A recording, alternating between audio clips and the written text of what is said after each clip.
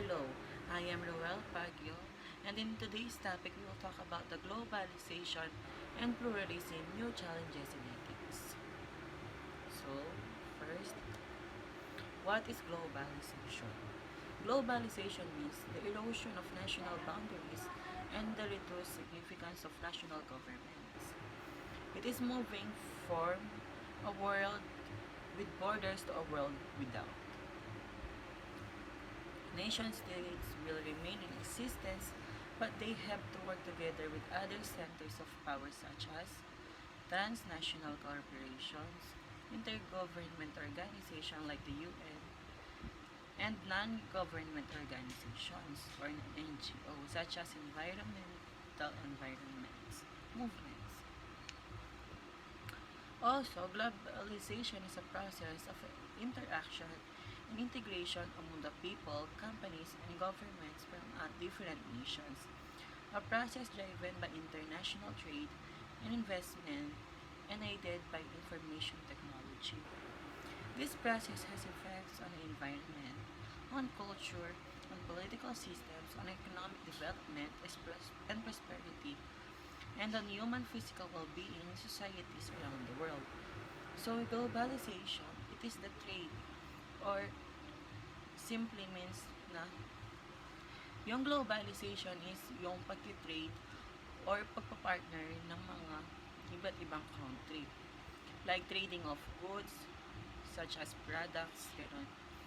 Pinag-trade nila, di ba? Like yung China, nag-aangkat siya ng mga products nila here in Philippines.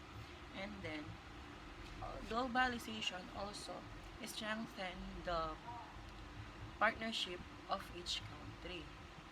We can use globalization to exchange services and products to the other countries. And globalization helps us to migrate in other countries, like for example, OFWs. Yung mga ibang Filipino, pumupunta sila abroad for works, and that's because of globalization. And globalization is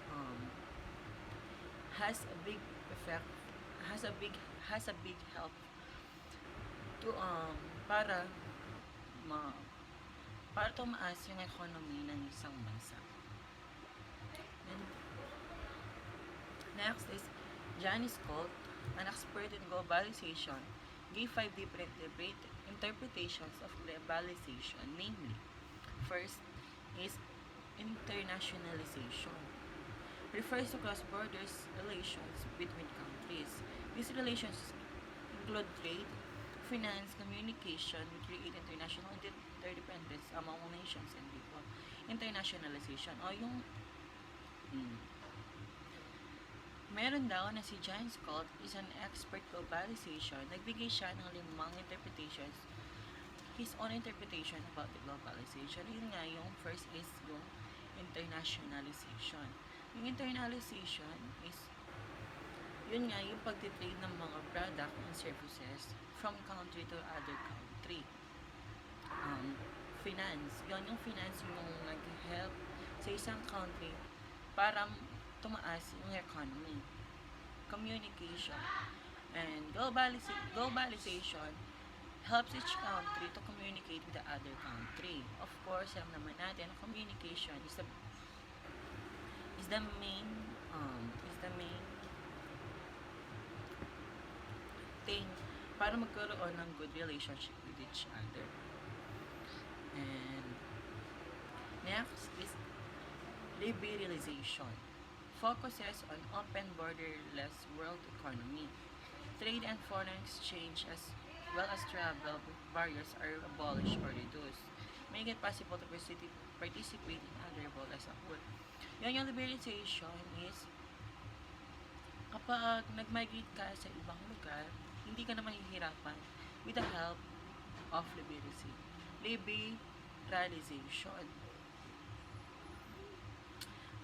And then, liberalization, ito yung relationship ng country sa isang country. Halimbawa, dito yung mga UN. For example, is the UN. UN, yung ginagawa ng UN is to um, gumagawa siya ng good relationship among countries para mas mapalakas yung isang country at magkaroon ito ng mataas na economy.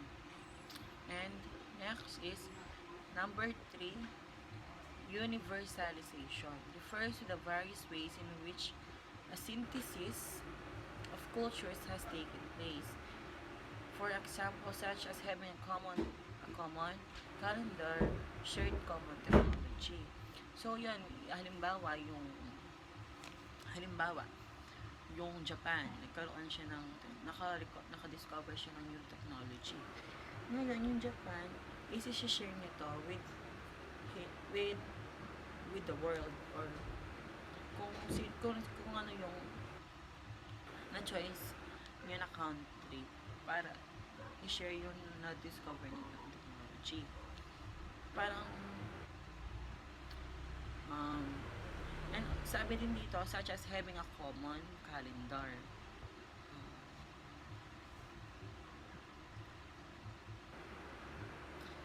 4 is modernization or westernization. Refers to the ways that social structures of modernity, capitalism, science, movies, music have spread throughout the world. Yan, yung modernization. Through the globalization, dito din nag-uumpisa yung modernization, di ba? Yung mga newly discovered na mga technologies or high technology, sinishare ng isang bansa sa isang bansa para maging moderno yung kanilang pamumuhay. Next is deterritorialization. Means that the highly globalized world social space is no longer fully mapped in terms of territorial spaces and borders. Corporations and non-government organizations transcend local geographic countries. Also, with the globalization and deteriorization, uh, mini-minimize nila yung territorial ng mga places.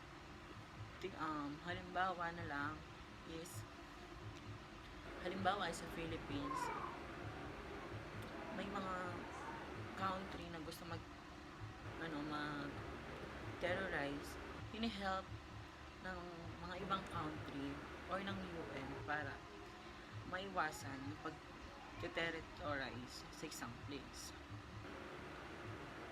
Next is the reasons for globalization. First is improvements in transportation. Larger cargo ship means that the cost of transporting goods between countries has decreased. Economies of scale mean that cost per item can reduce when operating on a larger scale. Transport improves also mean that goods and people can travel more quickly. Yun, di ba?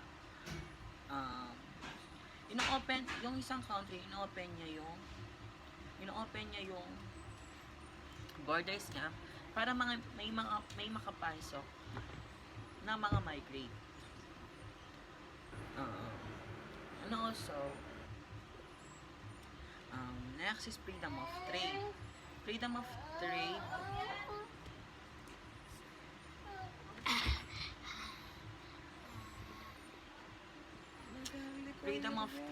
organization like World Trade Organization promote free trade between countries, which help to remove barriers between countries.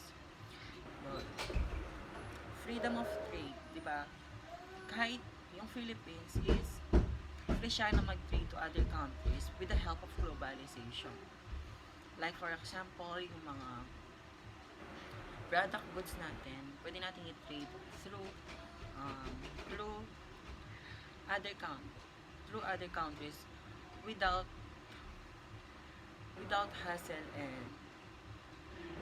hassle and barriers.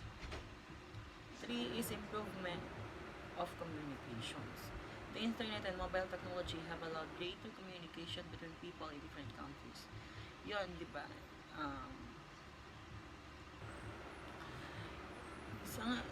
today, hindi na tayo nahihirapan na magpag-communicate kahit nasan man yung gusto natin communicate.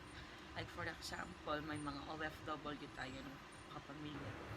Madali na natin sila makakommunicate with the help of technology and mobile internets. Four is labor availability and skills. Countries such as India have lower labor cost, about a third of that of the UK, and also high skill levels. Labor-intensive industries such as clothing can take advantage of cheaper labor cost and reduce legal restriction in LEDCs or less developed country. Yon yung mga yung globalization, nag-offer siya ng mga trabaho. And at the same time, tinutulungan niya yung mga employee na magkaroon ng high skill level. Also, may mga countries din na nag-offer ng mga employment kahit hindi nila um, kahit hindi nila kahit taga-ibang bansa yung employee nila. Moral challenges of globalization. Along with the globalization come ethical or moral issues. If the values of people, particularly moral values, are influenced by culture, and globalization where people are exposed to new ways of doing this further enhances moral development, particularly global moral consciousness. So, yung moral challenges of globalization is, like for example dito, yung sa mga Pinoy. Diba yung mga Pinoy is, nai-engage sila with the other cultures. Like for example, Korean culture. Mas na-engage sila na gayahin yon instead of um, doing or improving our culture. Isa yon sa mga moral challenges of globalization. And next is global ethics. Globalization includes the observance of global ethics. Global ethics is concerned with the critical ethical inquiry into the nature and justification of values and norms that are global in kind, and into various issues that arise such as world poverty and international aid, environmental problems, peace and security, intervention, human rights, gender equality, child labor, torture, scarce resources, trafficking, migration, climate change, global trade, medical tourism. Ito yung mga global ethics. Yung mga global ethics is concerned with the critical inquiry into the nature, justification of values and norms that are global in kind. So, yung global ethics, dito pumapasok yung peace and security, intervention, human rights, gender equality, child labor, and torture. So, yung globalization, ini-help niya to prevent or to minimize yung mga problem when it comes with our surroundings and environments. Like for example is human rights. Human rights,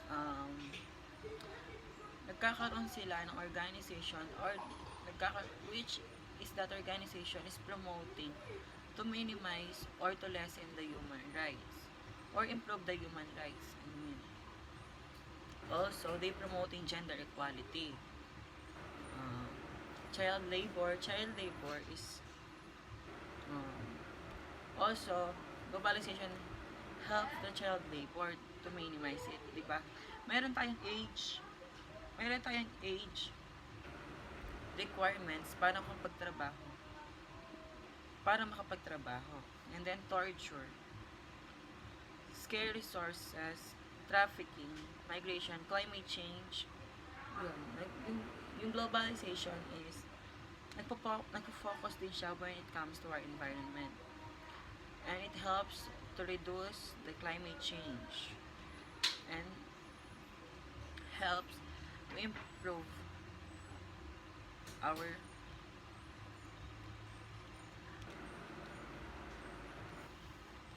our global environment. Um, there are global ethical problems or issues. First is global poverty.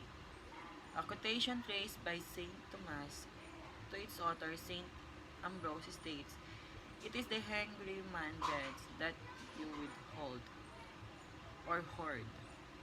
Father Jerry Orbos SVD said, "If only we learn to share, no one will have so little and no one will have too much." Yon. Yung globalization ay isa sa mga problem ng globalization or ng global ethical is first global poverty. Um, we know that many countries facing facing poverty, and globalization wants to lessen that poverty by um, by helping by helping those in way of giving donations, and by giving donations and helping them to be employed. Two, um, also migration is part of global ethical problems. People living in poor places or being ruled by oppressive, dictatorial, tyrannic regimes long to migrate to place where they believe life is better. Yon, migration. Migration example here in Siberia. Siberia or in Afghanistan. Napipilitan yung isa sa mga factor ng migration is yung terrorism. Napipilitan yung mga tao sa Afghanistan or Serbia na mag-migrate sa ibang lugar because they think that is safer. That is safer there. The moral or ethical issue is whether or not the receiving countries, in a Christian spirit, will simply open their doors without considering the negative impact of the migrants on their own citizens. Yun, isa din daw sa mga issue or problem is yung mga ibang bansa is hindi sila nag-open ng kanilang borders to accept those migrants kasi iniisip nila na baka makasama yung mga nag-migrant sa kanila. There is a limit to be absorptive capacity of the receiving countries. They may even end up regretting why they opened their doors in the first place, especially when some of the migrants to enter to enforce their mission to inflict harm. Next is environmental ethics. Environmental ethics states that there is a moral duty of moral agents to protect or at least refrain from damaging the environment. Yun nga na, yung mga infrastructure, example here, some environmental ethics is yung mga infrastructures. Sometimes, when they build more infrastructures, it can affect the environment. Like for example, magtatayo sila ng isang mall. Of course, may yung pinagtayo na dati nilang mall is dating maraming puno or napagtataniman. Of course, may effect yon sa environment. Kasi before you build that infrastructure, you need to cut those trees and isisimento mo yung magiging base para matibay yung nilalagay mo infrastructures, pero nadamay din yung environmental ethics.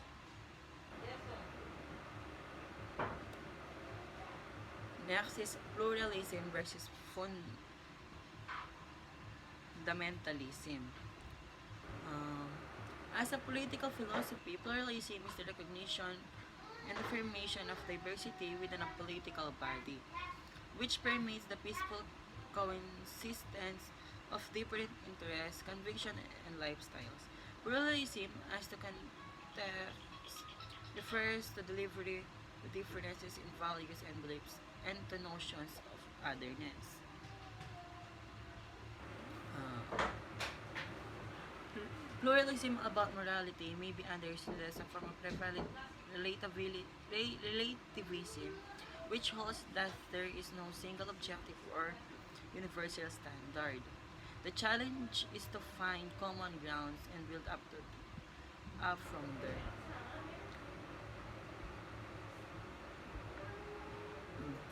This refers to any act or movement with a religion emphasis. You can see it from the Yun, pluralism. Yung pluralism naman, when we say pluralism, it is the respect for the diversity. Why we need to respect the diversity of each other? We are in human life we have lot of diversity. Diversity when it comes to culture and life. Why we need to respect those? To have a solid relationship with each other, like for example countries to countries, um, as a countryman we need to respect the diversity of with each other, like for example tayo mga Pinoy tayo, kailangan may alam natin na maraming pagkakaiba yung mga bansa. I mean, when it comes to culture and life, we need to respect those, enable for us to have a peace or to have a good relationship with each other. Next is positive consequences of globalization. There is substantial evidence from countries or different sizes and different regions that as countries globalize, their citizens benefit in the form of one, access to wide variety of goods and services. Yun nga yung sinasabi natin na trading of goods and services. Like for example, yung mga um, yun nga yung mga when it's come to service, yung mga countrymen natin na nagma-migrate to other countries to provide services. Like for example, is nurse, caregivers, and OFWs. And also, the positive consequence of globalization is lower prices. Kapag yung isang bansa is marami siyang natitrade na product, mas bababa yung prices because yung competence nila is malaki. So, more supply, mas mababa yung magiging price. More and better paying jobs. Yun, kapag yung isang bansa, like for example, US, is nagtayo siya ng infrastructure here in the Philippines. Of course, yung mga Filipino worker yung makikinabang kasi nasa bansa natin yung business or yung job na nilagay nila dito. And also there are some countries that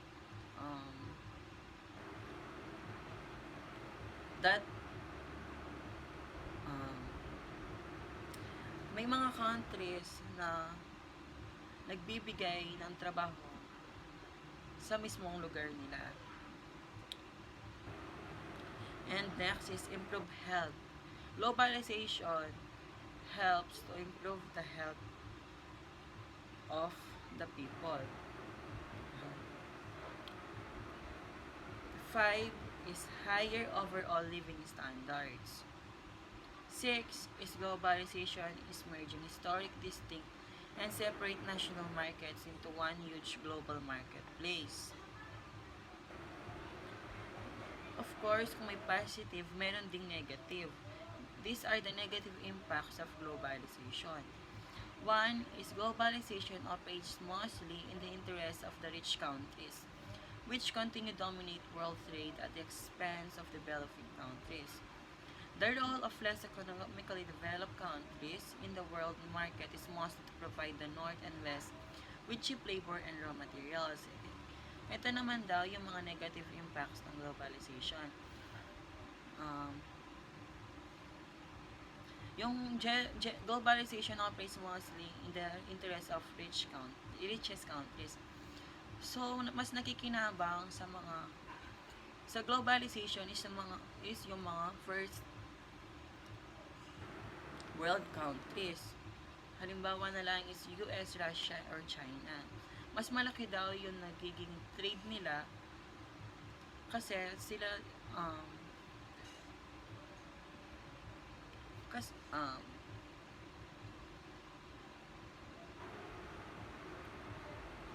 mas nagiging mas malaki yung trading nila because mas gusto pa nilang palakasin or pataasin yung kanilang economy. And the role of the less economically developed countries in the world market is mostly to provide the North and the West with cheap labor and raw materials. Yun na lang is the Philippines is kasama siya sa mga less economically developed countries. Yun nga, uh, pumupunta yung mga Pinoy abroad to work pero mababa yung nagiging sahod nila. Or for example here is kapag yung iti-trade yung product ng Philippines, mas mababa yung nagiging price niya compared dun sa mga rich country or nasa first world country. Second is there are no guarantees that the wealth from being inward investment will benefit the local community. Often, profits are sent back to the more economically developed countries, where the transnational corporation is based. Transnational companies with their massive economies of scale may drive local companies out of business. If it becomes cheaper to operate on another country, the TNC might close down the factory and make local people redundant. So yun, gaya nga nung una, mas magbe-benefit yung, when it comes to globalization, magbe-benefit talaga yung mga rich country kesa sa mga less economically developed countries. Yun lang po, thank you.